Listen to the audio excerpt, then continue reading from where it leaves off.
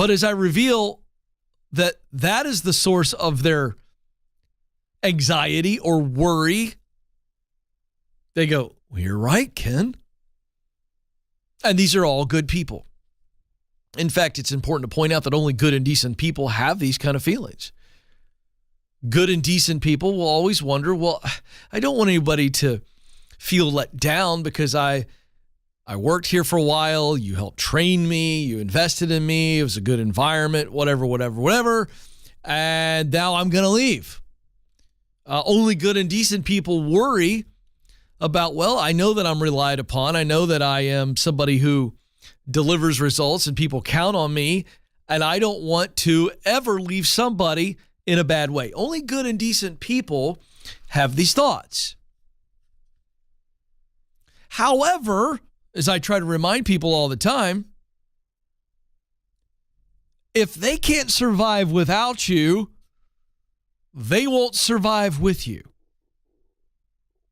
No one is irreplaceable. So what we've got to do is let go of this messianic complex, this Messiah, superhero, super heroine complex, right? And say, okay, wait a second. What's really driving this? Guilt. It's that you don't have proper perspective. So let's break this down. Let's dive into this.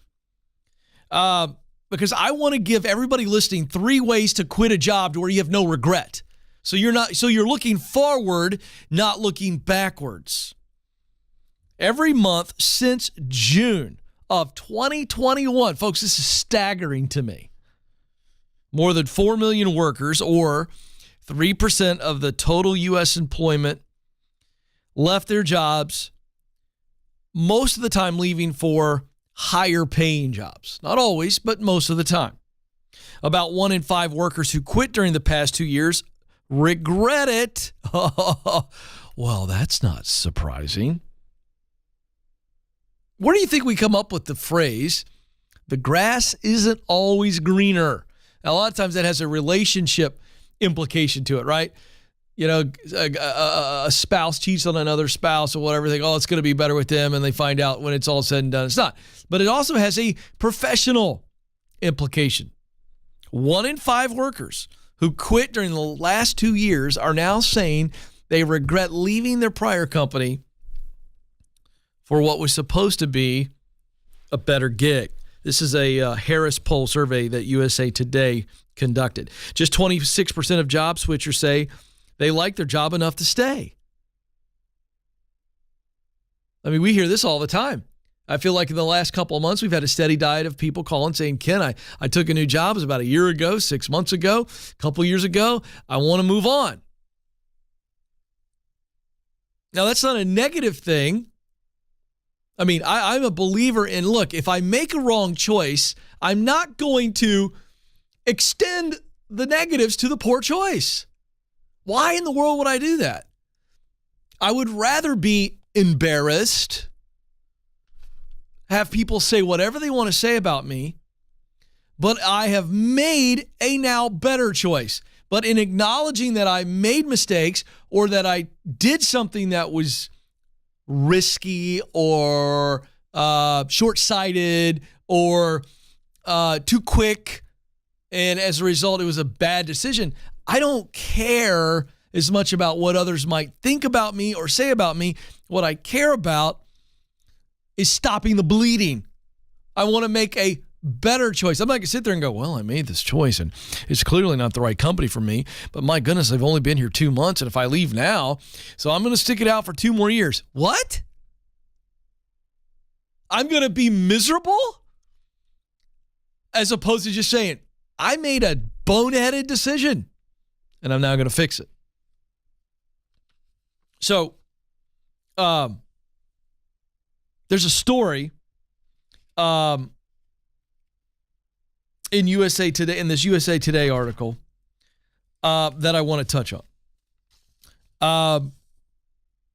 The gal's name is Sarah. Albuquerque, New Mexico is where Sarah's from.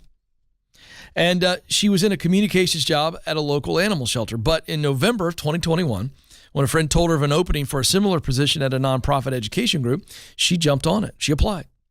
It offered a much higher salary at a national organization with an opportunity in her mind to rise up the ladder to a director. So she takes the gig. The pandemic absolutely played into it. It made her kind of go, you know what? I want to do something. I want to make the most of my life. I want to take some chances. Also, the inflation. We're talking November 2021. Inflation was already making its move. So she went, you know what? I'm going to do it. So after 2 Zoom interviews in a 3-week process, she took the job when offered. But the job itself, when she got there, didn't even come close to the description and fulfilling her hopes. She was supposed to be working on annual reports and other publications as a writer and communicator, but she was instead working on writing social media posts. It was very different. She said she also endured a barrage of criticism without any guidance on how to meet her manager's expectations. And although she was told it was a 9-to-5 job, she had to take calls or work late at night, weekends, and Christmas Eve. Here's what she says. I wish I had taken more time to research the company. Okay. That's just a real life anecdote. This is happening all the time. So here are 3 practical ways for you to make sure that you don't end up like Sarah. Number 1, she just said, I wish I had taken more time. So you need to take the time, not just to research the company you're looking at, but also for yourself. Define clearly for yourself. Why do I want to leave? Get it out of your head and write it down. Look at it. Define for yourself why you want to leave or are considering leaving. Number 2, there's the research piece now that Sarah talked about. Now we look at possible jobs, possible organizations, and we research them. Is it a healthy culture? Do they have a healthy reputation? Is it a place that allows me to step forward in my career and keep moving forward? Number 3, remind yourself that if the company that you're leaving can't survive without you, they won't survive with you. This is the right move for you. This is the right place to go, and then step forward without any regret. Now, coming up next, a lot of people left for new jobs. We'll stay on this topic. And then what about these unions?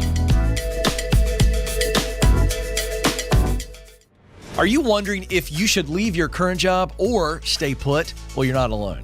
That's why we created the Should I Quit My Job quiz. In just 5 minutes or less, this quiz will help you determine if you're at the right company and if you're in the right role. And if you need to make a move, you'll get practical steps to keep you moving forward. Folks, it's time to get unstuck. Life is too short not to do what you were created to do. Go take the quiz right now at kencoleman.com/quiz.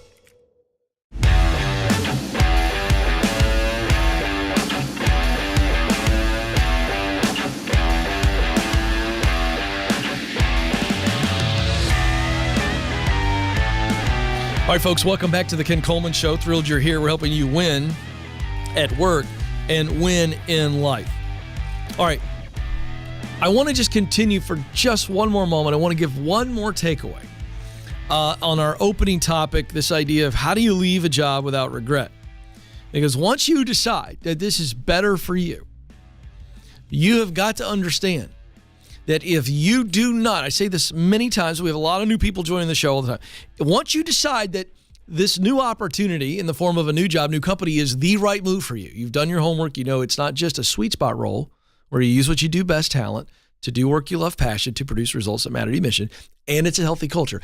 Once we've determined this is a good spot, you have now got to attach this move to your desired future. Because if you don't, you will have all of these feelings about the confrontation, and that's what this feels like when you resign. And you've got to get this. If you don't take this opportunity because it's right for you, because you're worried about current coworkers or the confrontation with your current leader to leave, or here's one we didn't mention in the first segment, which I want to touch on, friends and family.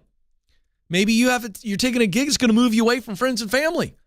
Primarily family here, and you start to get some guilt from the family because they're going, we don't want you to leave and take the grandkids. I mean, it's real. Listen to me. if you don't do what's right for you and deal with the disappointment that others will feel, you will end up not taking the right move for you to please others or to avoid disappointing them. And then you will resent them, which is why I've said a million times, I would rather disappoint someone than resent them. See, the disappointment is on their end. That's up to them to deal with it. It's up to Mimi and Paw to get over their feelings and save their money up and come see the grandkids. And they need to be happy for you because you're pursuing what you believe you're supposed to do. They need to get on board with that, not guilt you. I understand their hearts are broken. I get it. But that family thing holds a lot of people back too, and I want to touch on that. It's not always guilt for leaving good people in a good company that have helped you and built into you. It's also sometimes guilt you're getting from family or friends, and I want to make sure we call that out. Because if you turn down a great opportunity for your life, you will resent them for it. Trust me. So that'll eat you alive. All right. Oh my goodness. This is very, very interesting. Starbucks super CEO Howard Schultz is back as interim CEO. Why? We'll break it down next in the news. Let's go. All right. Howard Schultz, as I just mentioned, is now back. He had served as the CEO of Starbucks since, he's replacing Kevin Johnson, who had served as CEO since 2017. So if you're unfamiliar with Howard Schultz, he helped turn Starbucks into the global brand that it is today, overseeing the company as it grew from 11 stores and 100 employees, this is amazing, to 28,000 stores worldwide. And now he's back. Why is Howard back? It's not just to replace the outgoing CEO, Kevin Johnson. It's because Starbucks has got its hands full with its workforce. And they're going, we need Howard back. Starbucks workers are increasingly upset. And not only are they upset, they are banding together and trying to make unions happen. There's a wave in the Starbucks employee base and group that are trying to make unions happen store by store. Now, this started in a Buffalo, New York region, and now it's sweeping across stores throughout the country. Close to 190 Starbucks stores have petitioned for union elections, and 10 stores, half of which are in Buffalo, and the others are in New York City, Mesa, Arizona, and Knoxville, Tennessee, have voted to join Workers United. So they've not just talking about it, they're voting to do it. They're getting all fired up. In this article, which, by the way, is I believe this is I don't know what it is. Anyway, what is it? Thank you. NPR. They've got a picture of a bunch of Starbucks workers huddled, raising hands in the air as though they have just won a big basketball game or football game. If you detect a little bit of rancor in my voice, I'm just getting warmed up. Hang on for about 2 minutes. I'm about ready to tell you fine folks the lie that unions tell you and the negativity that unions create. Oh boy. Stay tuned. It's just moments away. But here's what's going on. Starbucks employees, who are referred to as partners by the company as a whole, they want higher wages, changes to scheduling systems, and transformation of how the company handles tips. Some have expressed frustration as pandemic benefits, such as hazard pay and daily food and drink allowances, were taken away, even while Starbucks sales rebounded and profits soared. So Schultz comes back. And the big mess he's got to try to clean up is this whole unionization situation. So he goes to Buffalo, where all this started, and he talks to the workers there, and he basically says, this is a direct quote, "No partner has ever needed he's talking about, again, Starbucks employees. That's what they refer to them as. No partner has ever needed to have a representative. He's talking about union rep to seek to obtain things we all have as partners at Starbucks. I am saddened and concerned to hear that anyone thinks that this is needed now. Now, it's not just Starbucks. Amazon last week, a tiny new union managed to pierce Amazon's Maginot line. Maginot, thank you. That's what I said first. Thank you very much. I'm hooked on phonics. Don't ever doubt that, folks. At an 8,000 employee warehouse in Staten Island, New York. Now, let me tell you something, folks. I don't know what you know about unions. I'm going to tell you all I know more about it than the average bear because I used to be in politics.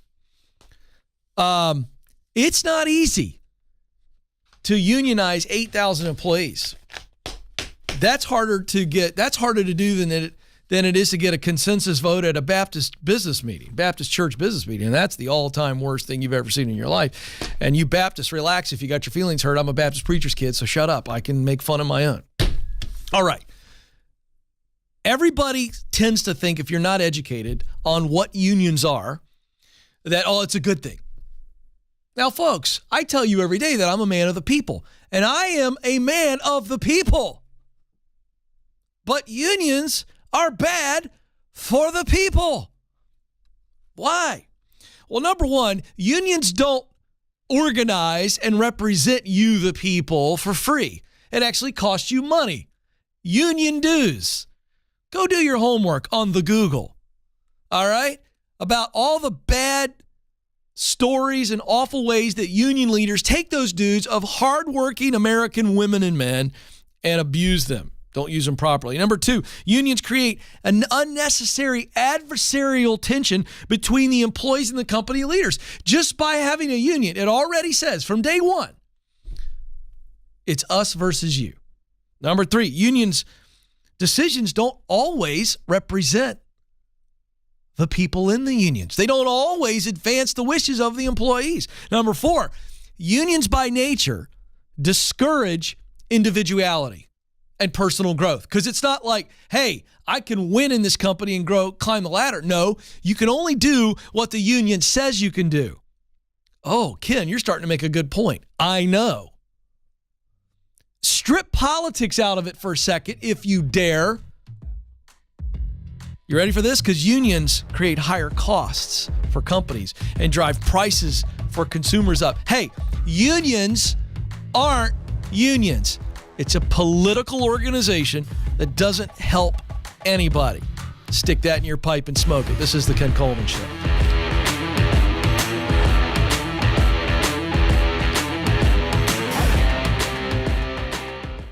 According to Glassdoor, the average job offer attracts over 250 applicants. So if you've made it to the interview, you've already made a great impression. So now is your time to showcase how you are the best choice for this role. That's why we created How to Win the Interview. This free guide will walk you through the 5 strategies to help you stand out amongst the competition. With just a little intentionality, you can prepare yourself to win the interview. To get it, go to kencoleman.com/interview.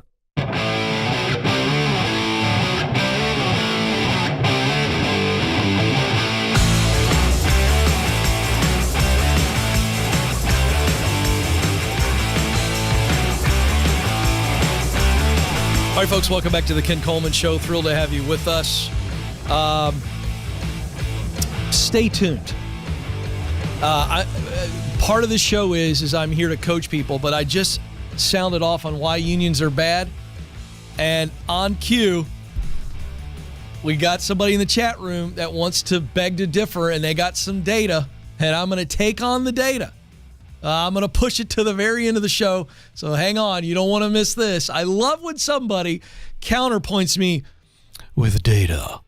And I'm going to show you how the data only tells part of the story. So stay tuned for that. And again, why am I going to do this? Because I'm going to show you folks that you can disagree agreeably and that I actually am a man of the people. So hang on. I'll get to that later. Jason's up in Holland, Michigan. Jason, you're on the Ken Coleman Show. Hi, how are you? Jason, I'm living the dream. What are you doing? Oh, I'm doing okay. All right. I had a question. I was kind of looking for a second job to supplement my income. Yeah. And my current employer found out and basically doesn't want me to do it and offered me a raise and some more hours to not take a second job. All right, and how did I'm that... wondering if that's... Well, let's just talk straight numbers. Did the raise and the additional hours, does that equal what you would be getting from the second job? Not quite. Almost, but not quite. It would be about $200 a month less. Yeah, wow. That's pathetic. I mean, can we just pause for a second? How dumb do you have to be Jason's leader here? Jason wants to make more money. He wants to do it outside of his current job because he's got a goal. Current leader goes, well, I don't want that, so I'm going to offer you something else, but it doesn't equal what Jason could make in the second job. How dumb is this? I don't get it. So, all right, Jason, back to your call. Are you in any way unable to do what is required of you? Is there any track record where you've dropped the ball? I mean, what is there any kind of evidence that your leader has a legitimate fear?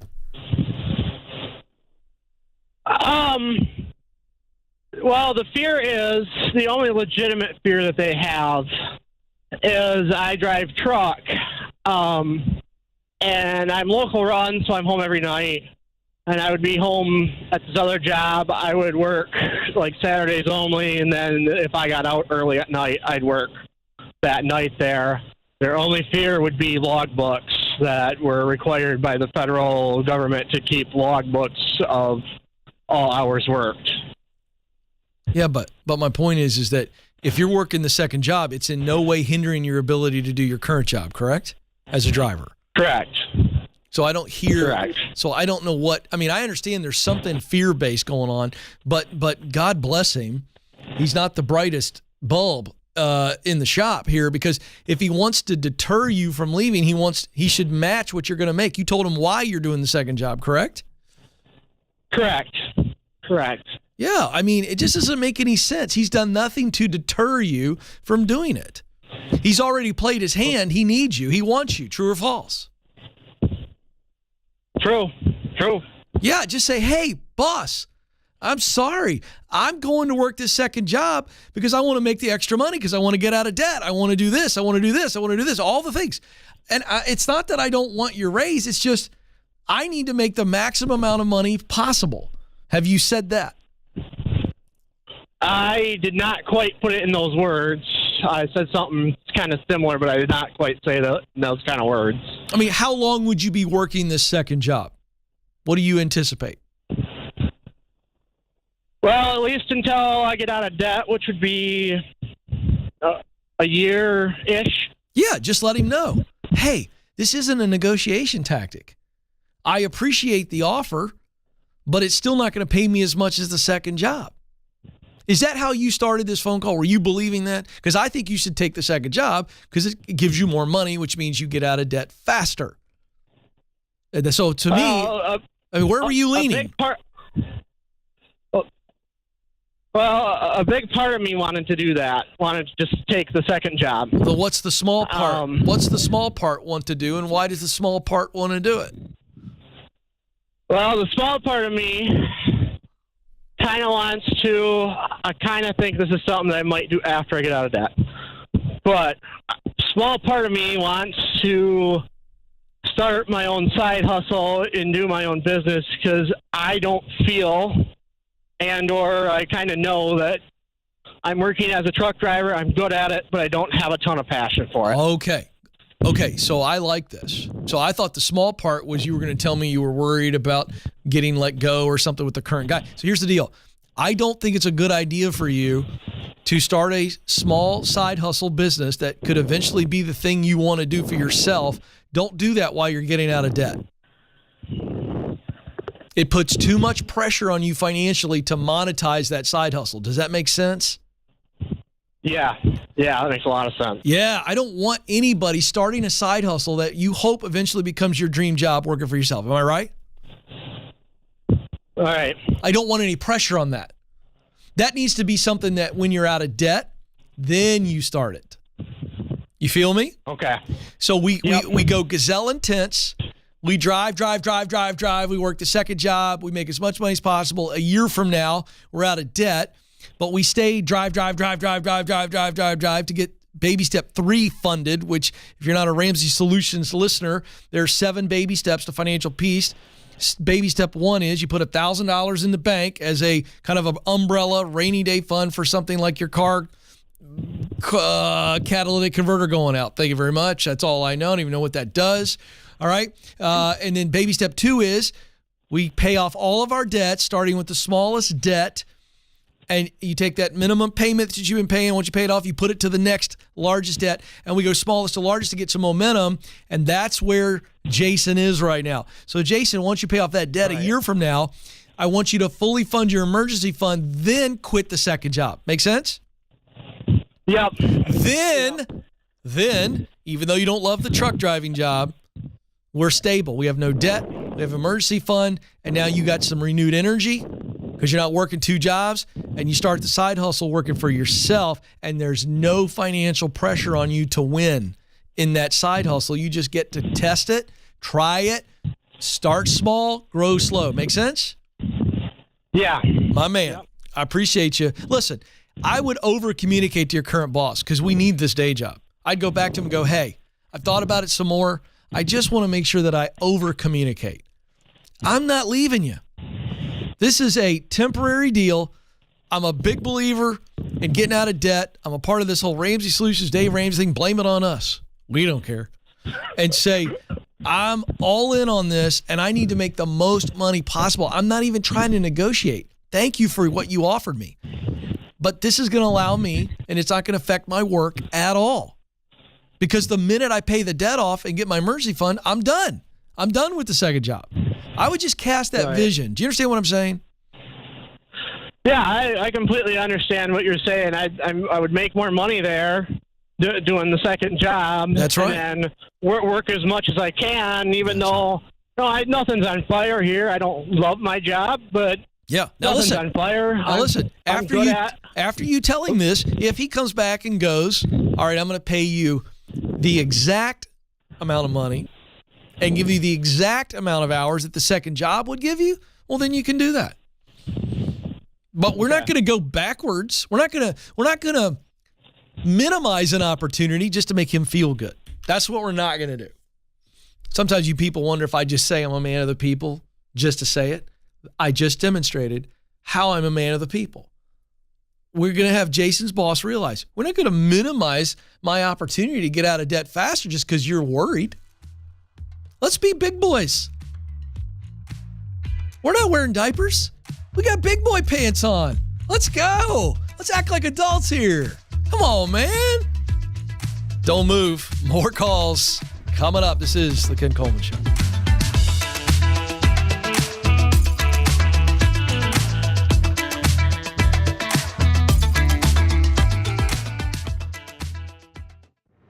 Do you know what you were born to do? In order to get hired at a job you love, you need to get clear on your talent, passion, and mission. That's why our team created the Career Clarity Guide. In just a few minutes, this free tool will walk you through a process to discover what you do best, talent, the work you love to do, passion, and the results you want your work to produce. That's mission. Then you're going to feel way more confident throughout the job search process. To get started, go now to kencoleman.com/clarity.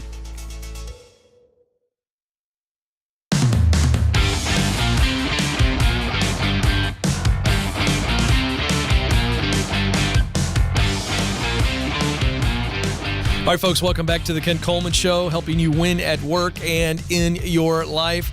I am here for you, your coach, your advocate. I'm fighting for you, trust me. Even if you go, I don't know, Ken, if I agree. That's fine. By the way, all of our calls, number one, don't have to be coaching oriented. If I say something and you're going, I don't know, I'd like to know more. Now, I'm not going to sit there and fight with anybody. Keep in mind, I got a button right here. I can hang up on you so fast, it'll blow your mind how quickly I can put you in the Ethernet. All right? But if you've got a legitimate question or comment you want to push back a little bit, that's fine. But we're not here to fight and debate. But if you want to push back a little bit on something, that's fine. I got no problem with it. All right, let's go to Weberville, Texas. Jeff is on the line. Jeff, you're on the Ken Coleman Show. Hey, Ken, how are you? I'm living the dream, Jeff. What's going on with you? Well, I'm here in Texas. I'm a teacher, coach, and it's moving time for teachers and coaches. Yep. It's the hiring and the resigning season. Yep. I've resigned from my current position, and in one way, I think of it as a free agent. And so I've applied to quite a different places. And actually, after I talked to you, I have two virtual interviews this afternoon. And my question is, approach in ethics and just doing things the right way. What is your advice if I have an offer? I've met with my sort of number 2 or number 3 choice, and they've offered, but then my number 1 choice is still out there and I can't get any movement from them. Do I accept and with the thinking of reneging later on, or do I hold out and keep saying no until my number 1 comes through? You a dad, Jeff, by any chance? I absolutely am, yes. Yeah, tell me, are boys, girls, or girls? What I have one adult girl, and she's a teacher also. Okay. And is she married by any chance? Not right now. Okay. If she came to you and she said, Dad, I'm dating, as you know, nothing crazy serious, but there's 2 or 3 guys I've seen a few times. One of the guys I think really wants to go to the next level in our relationship. I mean, he's pretty much come right out and said it. He's thinking long term. I think he's a great guy. He might be the one. I certainly think he has the qualities. I'm attracted to him, and we have a lot in common, whatever. But there's another guy that, honestly, Dad, I've had a crush on, and some of my mutual friends have said they want to set us up. He's not ever taken the bait. He doesn't seem to be interested in me. What should I do? What would you tell your daughter? I would say if that other guy is not showing any interest and it's all one-sided, then you probably should turn your attention to the other guy that you have something in common, things are going well with them. I think that's a fantastic piece of fatherly advice. It makes sense. So in translation... So instead of me answering your question, I just thought I'd have some fun and turn the tables on you because I think you know what you should do. And instead of me telling you, I just wanted you to walk it out. Listen, man, there's nothing happening with your primary choice. So holding out for that is lunacy. And you're not a person who strikes me as a lunatic. No, I try not to be. And so... that's my fun way of saying take the opportunity that's in front of you, if it's still the right opportunity. And doesn't mean that you shut off number 1 forever. Doesn't mean that number 1 won't happen. I'll just be very candid with you. I had a relationship with Dave Ramsey for many, many years before I came to work for Dave. And 3 years, actually, that's not true, 2 years before I actually came on board, I sat down with some of his top executives and pitched them on the job that they eventually offered me. But at the time, they were like, we just don't see it. And you know what I did? I went, all right, Ramsey Solutions don't want to marry me. They're just not that into me. And so I made other choices, and I went forward, and I went down the right path. And then later, they wanted to marry me, and look how we're doing now. So that seed you planted eventually came up and has developed. Yeah, it doesn't mean it's gone forever, but we take it. We take the opportunity now. Good fatherly advice. Follow your own advice. This is the Ken Coleman Show.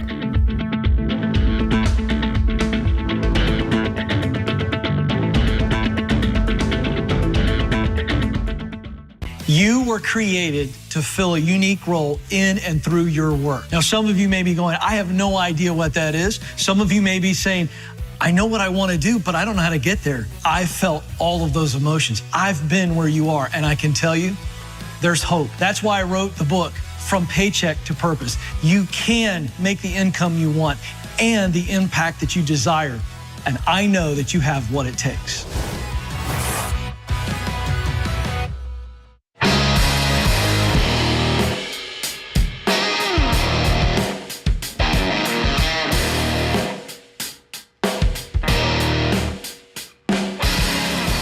All right, folks, welcome back to the Ken Coleman Show, helping you win at work and in life. You have relational purpose and you have professional purpose. And I'm trying to help people see that life is meant to be lived on purpose in our relationships, but also in the workplace. You were created to fill a unique role in this world professionally. That means you are needed. You're tremendously valuable. And it also means that you need to show up and do it. Has it occurred to you that when you go do good work, when you do work you love, when you produce results through that work that matter to you, that there's somebody on the other end of that? And that it's not about you, it's about them? That's what I think. And I think you agree. Love coaching you up. Hey, for those of you who want to make the move, this is still a white hot, I mean, insanely opportunistic time for anybody who wants to change jobs, change the right way. I've taught you how to look for the right job. I've told you what to look for in the right culture. But then there's the looking part, which is awful gross, and it's a lot of ghosting, and it's frustrating. And that's why I endorse what is a world-class service that is free to you, and that's ZipRecruiter. ZipRecruiter, the number one job site in the United States, because their artificial intelligence software allows you to go in minutes at ZipRecruiter.com to fill out a profile, attach your resume, and with one click, when they send you jobs that they think are a good fit for you, you just go click and you apply. And then they're out pitching you all the time. So I don't know why you wouldn't engage with this service. Sign up for free at ZipRecruiter.com. That's ZipRecruiter.com. All right, Fazal is on the line in Austin, Texas. Fazal, you're on the Ken Coleman Show. Hey, Ken, how are you doing? I'm living the dream. What are you doing? Thanks for taking my call. I'm hopefully going to be living the dream soon. I like that. I have a question about managing expectations. So okay. I'm a college student. I'm 22, and I graduate in the summer. In December, I got an offer from a company for about $80K, but I wasn't too happy with it based on industry average. So I kept looking, and now I have an offer that I accepted of around $170,000. Well, I'm sorry. Say that clear. You turned down 80 to get yes. one, and now you got 170. Yes. Hold on a second. This is what we call the slow clap for Fazal. Attaboy. That's pretty impressive. Thank you very much. Okay, so what's the question? So the question is, when I got that offer, my first thought was still, I can do Uber and on the side and get to $200K. And it's a dream job. It's a great company. But there are jobs out there that are $250 in my industry. Yeah, whoa, stop. You're not even out of college yet. And you got a $170,000 job, and you can't stop thinking about the jobs that are $250? Yeah, unfortunately. And hold on. I haven't given you a chance. I'm going to give you a chance to speak. I'm coaching you up right now. Do you hear how absurd that sounds? I do. In my mind, I do. Well, wait a second. Hold on. The job, you've got an offer for $170,000 out of college, and all you can think about is the $250,000 job that I'm guessing you're not even qualified for yet. Am I right? Kind of, yeah. Okay, whoa. So how about we take the $170,000 job and we do a really great job of busting our tail and delivering results in the now, and then prepare ourselves, set ourselves up to step into the 250 and even higher. But brother, there's nothing wrong with you. I'm not picking on you, but I'm trying to wake you up. You are suffering from a massive case of futurism. It is critically dangerous, because here's what I know about humans, including myself. If we obsess about the next, Fazal, We will miss what we need to do in the now, what we need to become in the now, who we need to learn from in the now, and ultimately sacrifice the next. Mm-hmm. You aren't qualified. You aren't ready for the 250. You're not ready. Thank you. Mm-hmm. You're not ready. Mm-hmm. Yeah, that makes sense. Take the 170 and do a freaking happy dance. And then go in and crush it. Gotcha. If I do not win the now, Fazal, there will not be a next. I love your spirit. I think you're going to be wildly successful. But if you're not careful, you will always have an eye on the next and the future, and you're going to talk yourself out of what you need to be doing and becoming in the now. It's a real temptation for ambitious people. You got me? Yes, sir. Absolutely. All right, then. Take the 170 now, bro. What are we waiting on? Nothing anymore. All right. And now listen, I'm having some fun with you, but I'm as serious as I can be. Okay? You are a bright young man with an incredibly bright future. Learn that little lesson. If we obsess about the next and miss what we need in the now, we ultimately sacrifice the next. That is your mantra. I want you to write it on your mirror, put it on your closet door, and then lean into that, okay? Absolutely. All right, I appreciate the call. He's got a bright future in front of him, a really bright future. And by the way, that is a lesson, that little phrase, don't obsess about the next and miss what you need in the now, or you'll ultimately sacrifice the next. Let me say it again because that is so good. Somebody needs to write it down today. Someone needs to tweet it, put it on Instagram. Give me credit for it. At Ken Coleman. But listen to me. Listen, it's gold. Don't, and by the way, this is not just professional advice. I'm going to say it again slowly, and I want everybody watching and listening to apply this to every area of your life. Apply this to your parenting. Apply this to your romantic life. Apply this to your financial life. Apply it to your professional life. Apply it to your physical life. If I obsess about the next, and that means desired future. If I obsess about it, my eyes are only on that, and I miss what I need to do in the now, I will ultimately sacrifice the next. Oh, people grab this. The reason I say that so effortlessly is because it was advice for me that I wrote down in a moleskin that looked very much like this many years ago as I sat on my patio having a gigantic pity party because I wasn't making any progress in my career pivot into broadcasting. All I was thinking about is a day like today, when I sit in this gorgeous studio that Dave Ramsey paid cash for. And I have now 2 best-selling books, and I get the opportunity to speak to hundreds and thousands of people each year. I'm in my dream job. But I was sitting on my patio having a pity party. Look like Eeyore from Winnie the Pooh. Who knows what I'm talking about?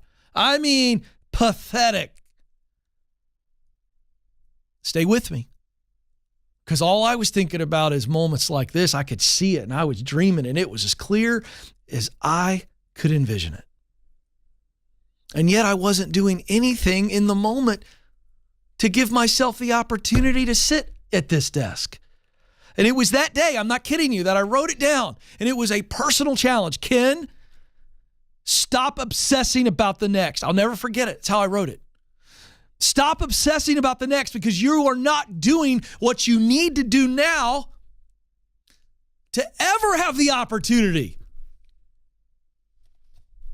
to achieve the dream. We humans are creatures of progress. We're great dreamers, and I love dreaming. But dreaming without doing is worthless. In fact, dreaming without doing is a guarantee for frustration, which will then turn into desperation. Like, Ken, why are you so fired up? Because I'm trying to save some of you. I'm the guy in the road. I'm the fork in the road going, don't go down the path of desperation and frustration. Do what you need to do in the now. If you're paying off debt, it works. If you're losing weight, it works. If you're trying to Find the one for you. It works. Don't obsess about the next. And miss what you need to do in the now, or you will ultimately sacrifice the next. I don't even want to quit. I'm having so much fun. That music means I got to quit for now. You matter. You have what it takes. This is the Ken Coleman Show. Press on.